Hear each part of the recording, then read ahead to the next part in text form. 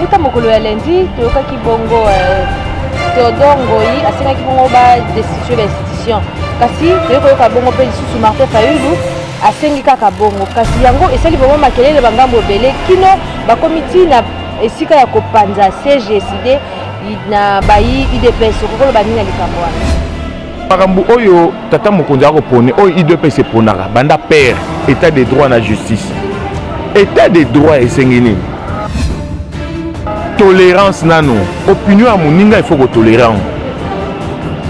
Moutaza libre roloba likambo tango bato IDPS banoloba kabila il faut bakangai. Est-ce que na sagi mobula kina kokobuka CG IDPS? Est-ce que Martin Fayulu Moutarolongola Tshisekedi président? Bari Congo balingi te nomination ambassadeur Rwanda na République démocratique du Congo. Exemple ezaneti mokola vendredi. Bayi mouvement citoyen nyonso ya République démocratique du Congo basala kibongo siki mpona kosenga ambassadeur Rwanda Loba. Bon, omoni kamo ya ambassadeur wana mutabandaki en Fayulu hein. Omoni siko bato wasa siko wana tanga lobaki yango ya problème te. Président ya Rwanda Paul Kagame azali kobela. Ndenge azobela ndenge wana tuka basueta te mutu akufa mais na bandi bina lisumu na komema ngo pena. Ono ya ba mort nyonso bakufi na Congo ngapena na komema lisumu wana nzambe bina zwa molimo na. Mbote na bino bonso ba bolandaka Vision Plus chaîne oyo et puis saka bino ba information ya solo ka ndenge tolobaka chaque vendredi tozaka bon na analyse et pas iwapi tosaka analyse ya ba actualité nyonso eleka kibongo na République démocratique du Congo na zakanga moko tina zakana journaliste ya canal Kin télévision Puris Pembele ngana etomeka un peu kobeta masolo il serait ko ba ete Puris Pembele aza journaliste moko amunene parce que azana ba émission belé pe asalaka banalise ya ndenge na ndeke. Mbote na Puris Pembele. Mbote ndeko Mijalwa. Boni. Ouais, santé ça va na rythme kara ya Congo démocratique. Bongo buta mokolo ya lundi toyoka kibongo Théodore Ngoyi asenga kibongo ba destituer l'institution. Kasi toyoka bongo pe lisusu Martin Fayulu asengi kaka bongo. Kasi yango esali vraiment makelele bangambo belé kino ba comité na esika ya kopanza CGCD na bayi IDPS kokolo banini likambo wana. Bon, omoni likambo wana eza pasi mingi.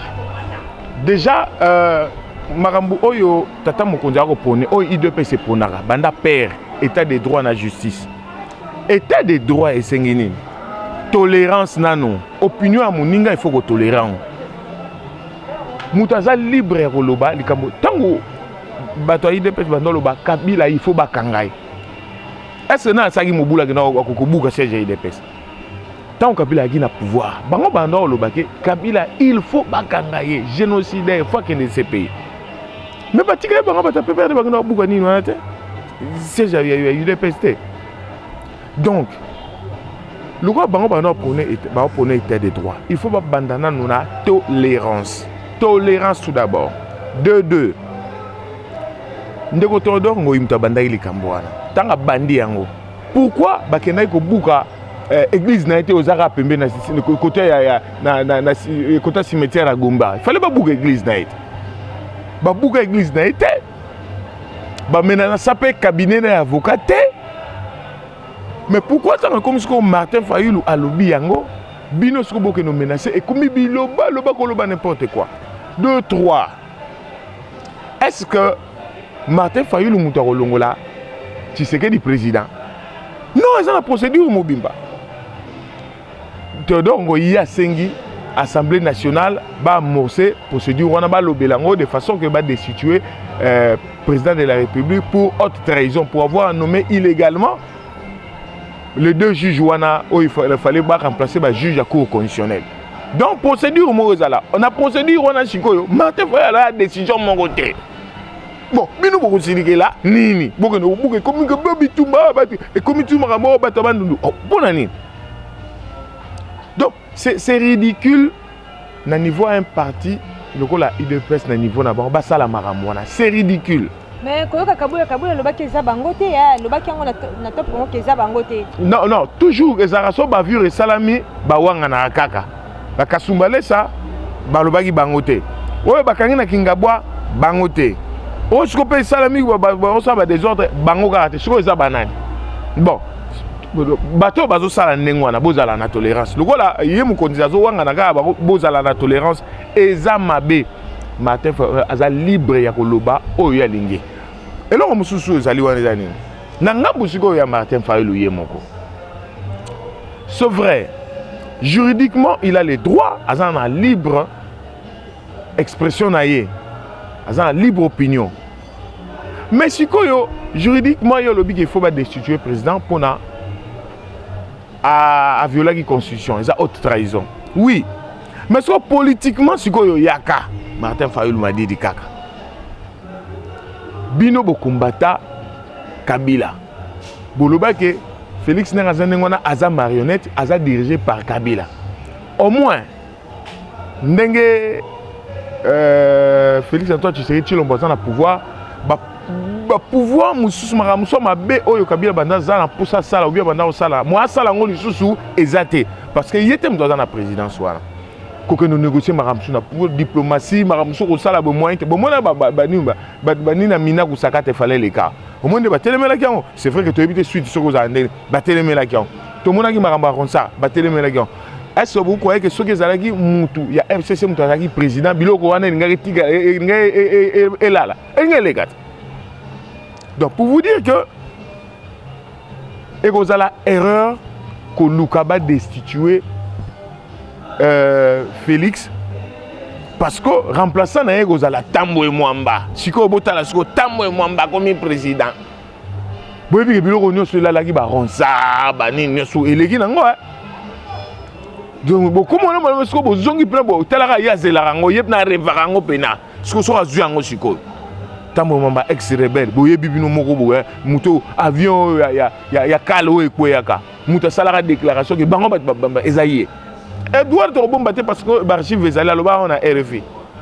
Boyebi ba langage ni atena. Boyebi politique ni azarana. Sikoyo ba destituer Félix selon état des droits, selon Mibeko, ba tchasko Tambo Mwamba dirigé. Donc moi je trouve que politiquement ça pas bien calculé, mais lisusu tokoki ko au nom ou bien te pona ko banga Tambo Mwamba a occupé présidence en cas de vacances na tête il y a un sommet de l'état au nom ya ko banga Tambo Mwamba to banda ko tika sikoyo président ça n'importe quoi non bon sikoyo soki Félix a négocié à tika parti à Congo a négocié na Rwanda sikoyo to ça to tika ka te peut to tika ya vandaka po soki ya longwe Tambo Mwamba mta remplacer non donc to tika procédure kende bandeko na biso ya IDPS botika ko intimider batu c'est pas bien mutaza libre ko loba o alingi ndenge ka bino pe bozaka libre ko loba ndebo na ofinga Kabila ndenge pe bofinga ka ye Fayulu bofinga ka epeti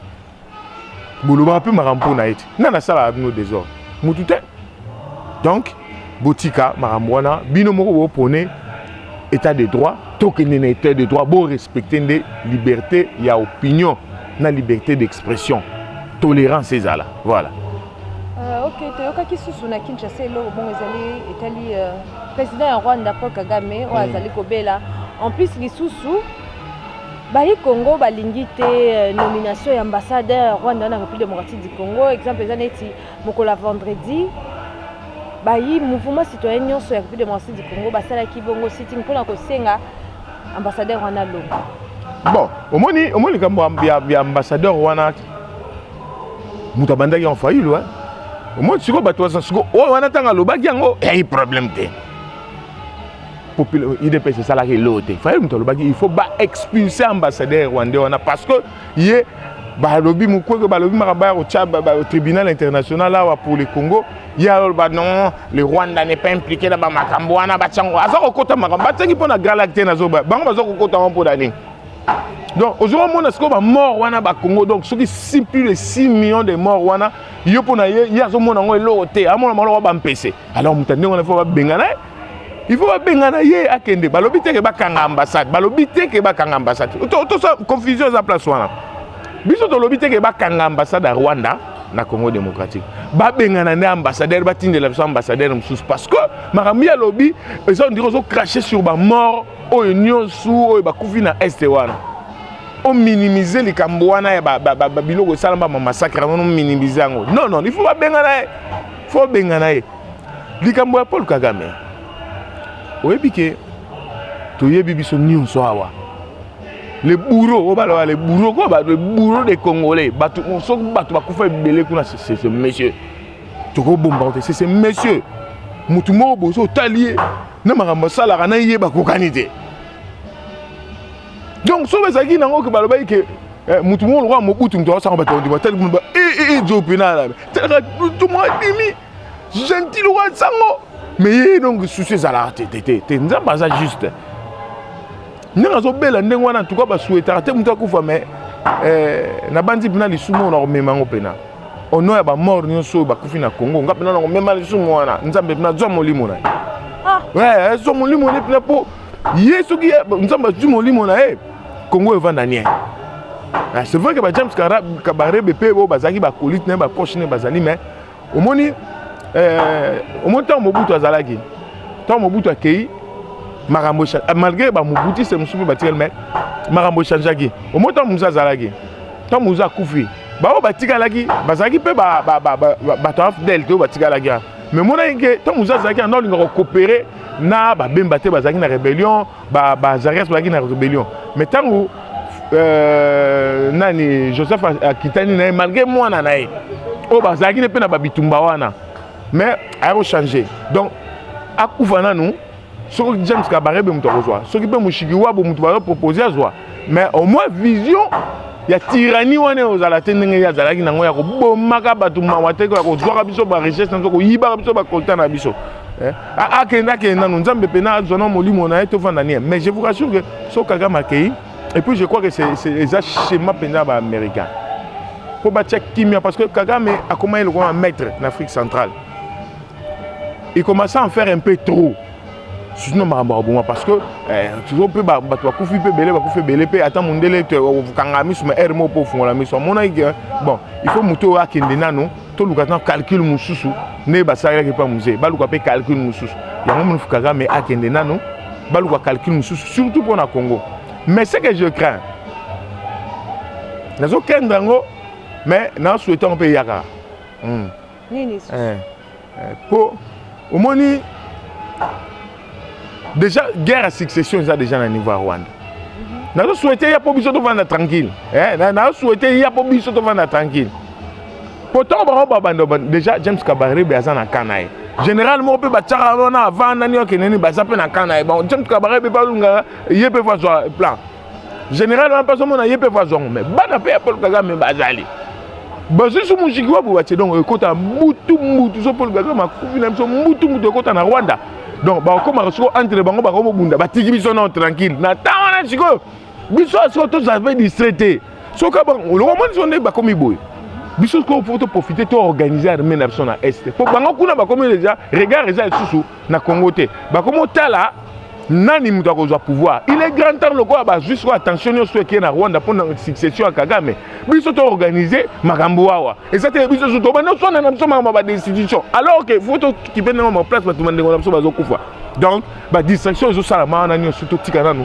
To se focaliser au moment où ba Rwandais ba comme ils sont au tala ba comme na bango na guerre il y a succession et Paul Kagame. Biso to lukasiko to kende ko organiser armée nation na est de façon que to barrer route na bango to sécuriser côté wana voilà ndeko Piris toyoka ki lisusu lisolo bana babandaki les examens d'état kasi na ici Rwanda bana basalaki examen d'état parce que ba violaki donc bana bakoki aussi examen d'état comment na et pas bazo violer mais et pas a bazo former ba milice donc et puis côté wana moi likambo wana vraiment yoko lo bango non eza mawa mingi omoni ke nga photo wana zo pesango et pas ya mama pinga na biso tozui ministère parce que ministère enseignement yango organisé kika ministère ya défense na ministère intérieur il fallait ba sécuriser déjà ndenge bo sécuriser ki ba item ndenge zo kende ndenge bo sécuriser ka mbongo et ça peut ndenge il faut bo sécuriser ba centre on examen d'état parce que boye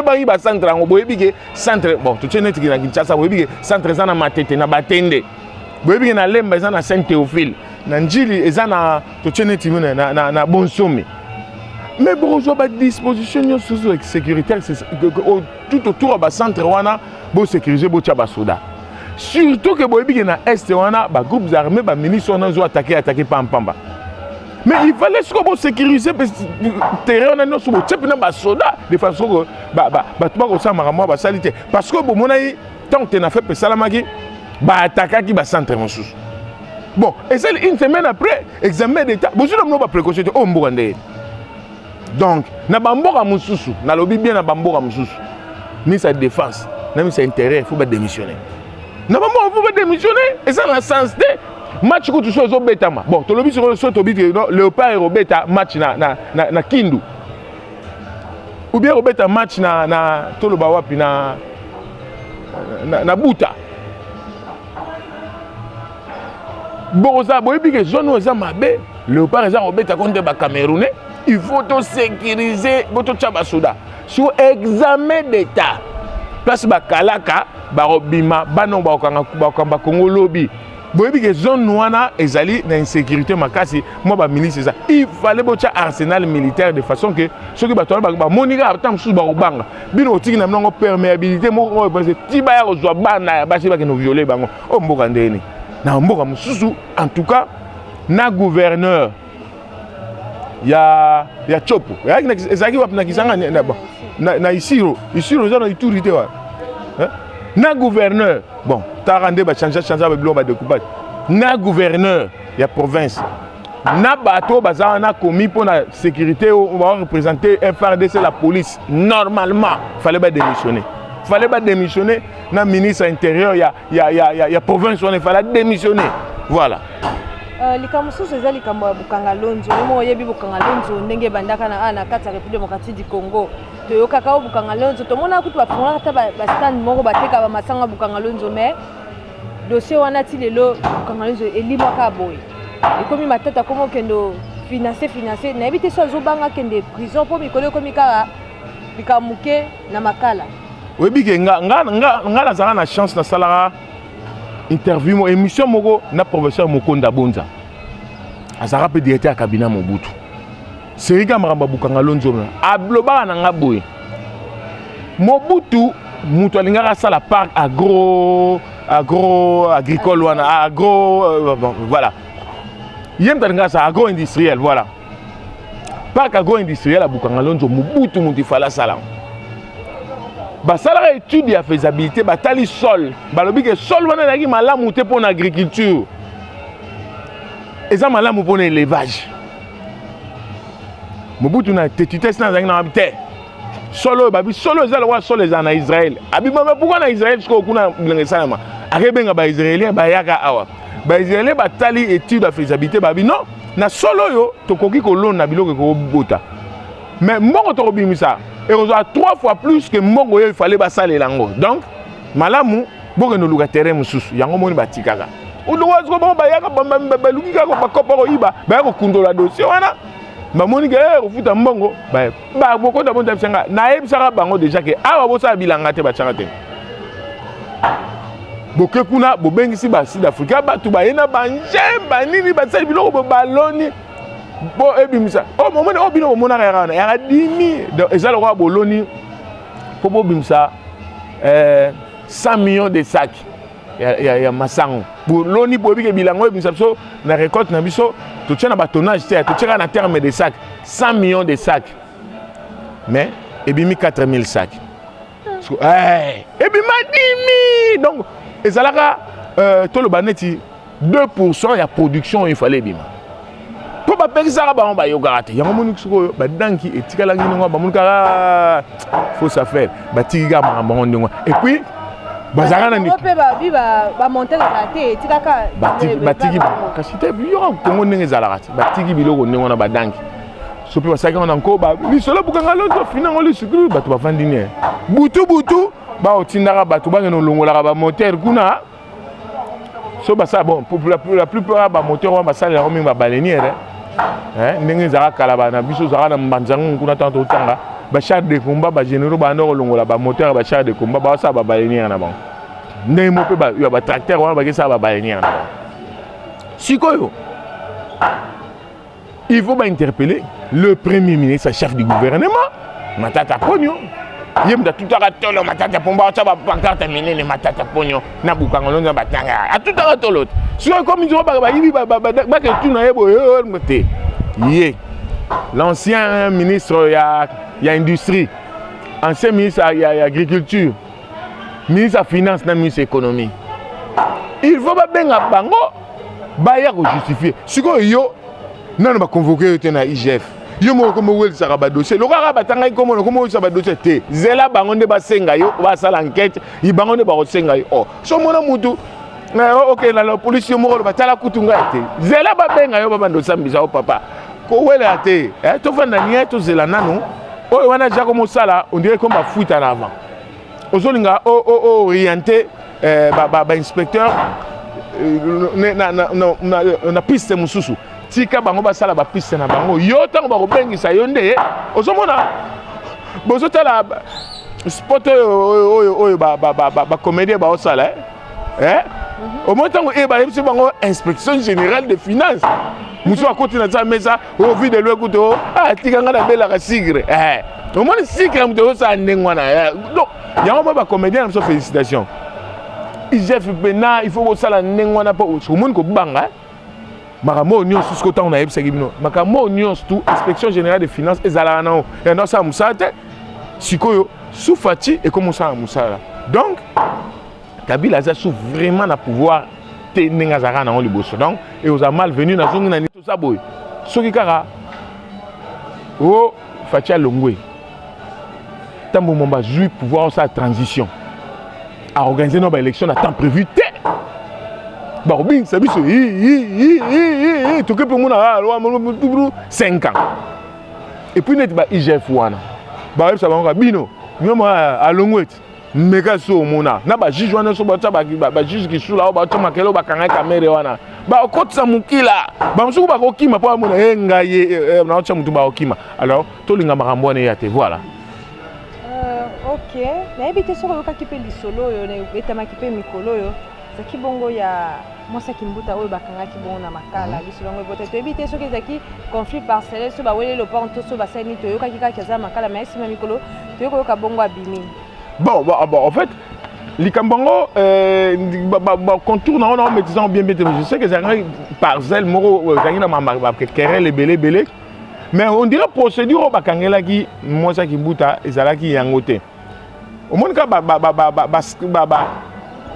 extravagance moi ba juge musu bazonga basala so ba ya wana moi si ya mutubo problème ni tumba to yoki saki mkomate allez bozo no bochana po ba mona ke justice o sala te justice a ndengwana te siko bo bimisier sikoyo juge wana ba ma payer il faut pas que sikoyo au mona te que ça sensé juge a mutu fois za 4 précise à la rater bamona ke ngana osa musala loko ekomika ke ekomaka okanga on dit état de dos là ici kanga ba tout lika mwana ba mpe o memela ma BP na on dit ba juge ba procureur ba kuma ko memela ma B ba inspecteur mususu état de droit là respect ya mebeko et puis état de droit eza invention te eza la constitution et banda elo aliboso ba koma yango wana et comme on voit elo mo boya sika non ba koma na constitution na biso. La République démocratique du Congo est un état de droit. Mais comment autre? Donc, elle a dit Cisco, Mboka Oyo, ba respectaka Mibeko. Oignon se salemaka selon Mibeko. C'est ça. État de droit, la existe que ce qui m'a fundara boye. Ezaki na non kanga été. Non ba o kanga bato ebele te ne sala ke bato ba yeba ke non Mboka wana justice au sala te. Ezali ndenge boza kolanda mibeko ndem de sala somme dans la tort ezali moi ça qui mbuta ezali soit na raison soit na tort bakanga mutu bikangela te siko bobimisi Jesus bozo mo teke siko et comme le roi spectacle mobo donc ya kitoko te pour aussi ça tobeta bongo lisolo tribalisme oyo comme na Congo démocratique bato bakomi kofinga na bayaka na baluba ezosimba te komi ka mutu so asali bayaka dernièrement na oki moki bafinga na yesu na mutu nini mutu na ki ofunda ye pa lobi fa funda ye neti kama tozo luka changement mboka to komo mona ba spectacle na mboko non biloko wana il faut si là nga zoloba omoni na Congo faut to longola nanu makambu ya ba appartenance nazolo bango to komi ko to wengetiser politique comprendre to wengetiser politique donc ba JBP ba komi ba wire ba komi ba tata ba komi ba Blaise Boula pe ba komi ba msu ba to pondération 8 ba msu ba sana bango batu ya maison mère donc to komi ça plus batu ba chef ba parti ke ko komi sa mboka yango minozo boma yango minozo mi mabso ba biloko donc tout le monde dans le Cameroun, tout le Congo, intérêt à Congo, tout l'intérêt à Batouté. Donc, et comme le roi Maramba match a vite à la Renaissance, à ta Renaissance, c'est bête, il faut quoi? Si tu Renaissance, tu vas bouger Bakiti. Non. Tout le monde a intérêt à Congo, Liboso. Il y a un peu de batibalisme. Donc, Moutouma Boye, soit ça a un problème. Bon, moi, c'est le pan on a. Nango ikasa njimuluba mais heureusement le siko le roi ngo ikasa na FCC mo kesko yepe boba akomukumu zane siko fachi le roi akomukumu za fachi le roi bige fachi bazo yo kana tena fayulu donc yepa komini siko ennemi siko ya bande ko fayulu donc ozo mona teke to kene mabe parce que to komi ba fanatique ya batu ole to za ba fanatique ya mboka to za ba fanatique ya mibeko to komi ba fanatique ya batu donc ezo sa malamu te voilà moi mot de la fin bon, na mot de la fin, nga nazolo ba toujours nazo rappeler kaka. Bana na bino, bandeko surtout au na diaspora. O ba otanga ofele na ba condition bien. Ba changer ba nationalité té. Parce que so tali bato bazawa, ba o ba diriger biso ba kasi kwana ya pouvoir. Ba otinda bana na ba na poto bana na ba zonga, ba ba bazo ko occuper ba tête ba entreprise. Ba zonga ba disiko. Donc bokeba bo sala le roi bango. Bana na bino ba mayele olega bango po bana na bino nzambe fo pambola bango parce que bokona luka na pasi boko boyiba mbonga batute na mboka bino kutu botinda na mbonga na mboka pona bandeko na bino bazawa balia tomona ba yasi yakawa ba 207 banda ya bino bato botinda ngo ba matinda rien ba ibala na biso batinda rien ba ke batangi kuna pepele ba yibi ba mboka ba otindela bango nzambe ba pambola bango te mais bana na bino ba olega bango na mayele botika mwango bazonga mboka baya ko diriger parce que biso bana na biso baza ba tie bango na ba condition mo mabe dans 30 ans so ba tiki mboko na ba petio ba osa ba tena faible kana ba nani obo na biso na ba zoba mo bazali awa donc bana na éviter dans 30 ans so to kozana bana banani ba diriger mboka donc bana na bino ba otanga kuna bien boye bisa bango so ba si bazuma expérience amuke na musala na poto bazonga ba ko investir bazonga ba ko postuler na bani bango bazwana no moi ba poste pour mentalité na bango ya nde mususu sinon so bo tikika ndengo wana bana ya bato ba yi ba mbongo bango ka bato bando dominer biso wa ba onyonga biso na ndenga osakana te voilà bambote na bato wala bambote kozanga te bambote nazo pesa ka na misa na ngali boso pena donc na Paris emendongala ici kozali na mère na bana nyonso na mona déjà photo bazongi nchiki emendongala na Paris na peso mbote la di Santiago na peso mbote Ige Mayeye na Blaise Mayeye na famille Mayeye mobimba bino so ba Sandrine na peso mbote sika bozali na kotala susu Guilema tonton mbote na yo ici kozali ba télé bazo ya lundi moi coller ça la bien a télé pe yo pe ça na yebi ke lundi tango ya to kuta na bisawa pour nga mom ya mbona rapport mais bon tika peu coller aux bien Julie Messon en Angleterre na pêché mbote choco frappant na ozelo na bonano yawa Nicole Luntala na Australie moi ça Chico Luntala ja Chico a Dilubenzi misa na ngai Nicole Luntala na Australie mubali na docteur Chico Dilubenzi aza na États-Unis na bana nyos na pêché bango mbote mettre Tony Mbuka business na zongi sko na Kongo pongala zongi ngwana mettre Tony Mbuka business mutu moko bien ya kosakana te na kotala pe na mopanzi boye le baron Timba mwana moke na motete na ye foto ndima yo komita na yo vient na ngai Eliot na Angola belulu vadu ya kuna matata na yebi kozozonga na Paris mais to kozala na bamisa na biso tout oyo na kati ya Jekukis biso bana ya Sems Kubama na kobosa na te na Mbanzangungu misa na nga moko Justin Kamavua ko professeur Stino Maître Nkewa na Kisantu ponga za ndengwa na Kisantu na moni misa na nga Zogri tozoma na tel pe sous professeur mususu Alidor Bigonza mundelu na katikati voilà.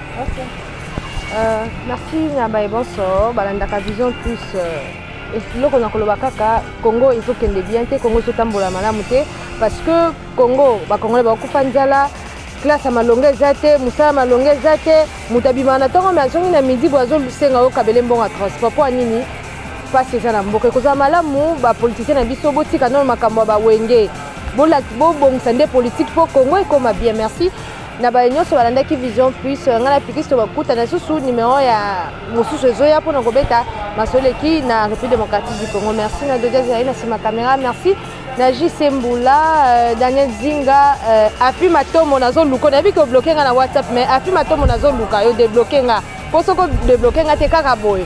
Merci na Julie Kabundi ma compte propre Katika Mwanga Mobali, Mama Mundele Madame Perkes. Merci na bino bonsoir. Botika la malamu.